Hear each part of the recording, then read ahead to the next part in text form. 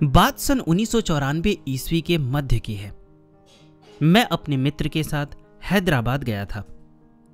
वहां मुझे मित्र की पत्नी ने बताया कि वे 1 वर्ष पूर्व गंभीर रूप से बीमार हो गई थी। उन्हें वहां के प्रसिद्ध राजकीय चिकित्सालय में उपचार के लिए भर्ती किया गया। उनसे उनकी बीमारी के विषय में पूछने पर उन्होंने जो घटना बताई वह एकदम आश्चर्यजनक एवं पराशक्ति के संबंध में सोच विचार करने को बाध्य करने वाली है।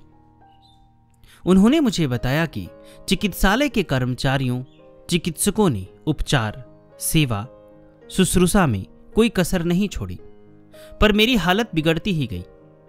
3 दिन बाद यह सोचकर कि अब मैं कुछ ही पलों के मेहमान हूं, चिकित्सालय के कर्मचारियों ने मुझे बेड से उतारकर नीचे सुलाकर श्वेत चादर ओढ़ा दी।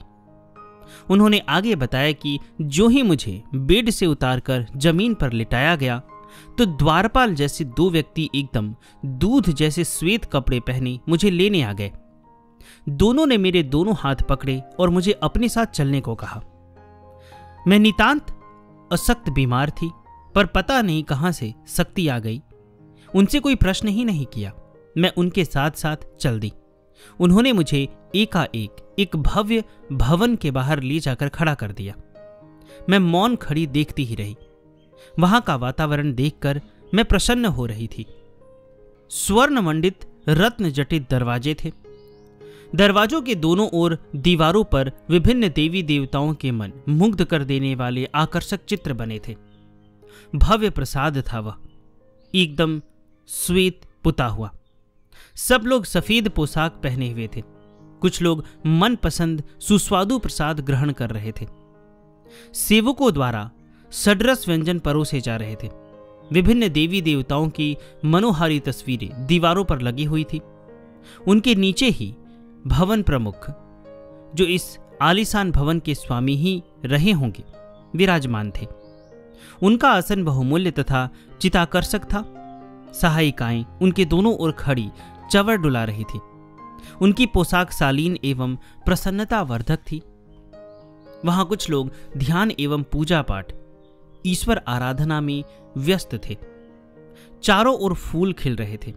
उनकी मधुर सुगंध मन को आह्लादित कर रही थी। वहां पहुंचते ही मन मयूर नाच उठा। वहां रहने वालों के पलंग कीमती तथा सुंदर थे। सबको पूरी स्वतंत्रता थी।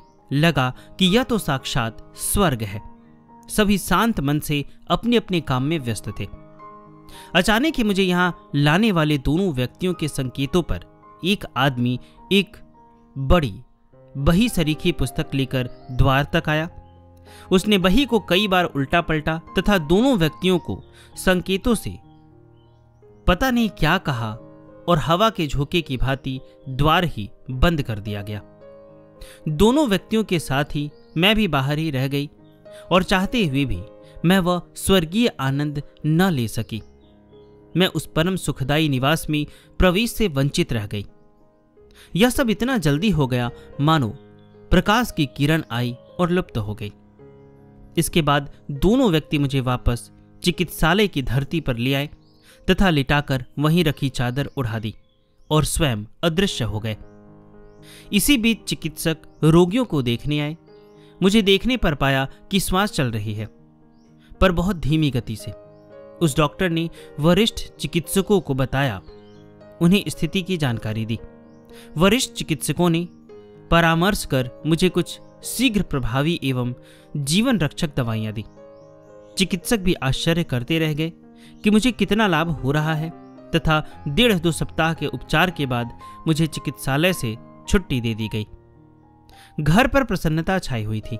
सब लोग कह रहे थे, भगवान को धन्यवाद है, उनकी कृपा है। काहे की कृपा है? मैं तो भगवान के चरणों में पहुंच गई थी। स्वर्ग में भी उसी ने बुलाया था तथा भगवान ने वापस मुझे इस नरक में ढकेल दिया। उन्होंने अनमने मन से उत्तर दिया। यह घटना जो आप सुन रहे हैं इसे मैंने कल्याण से लिया है और इसे भेजा है जमुना लाल जी बायती ने।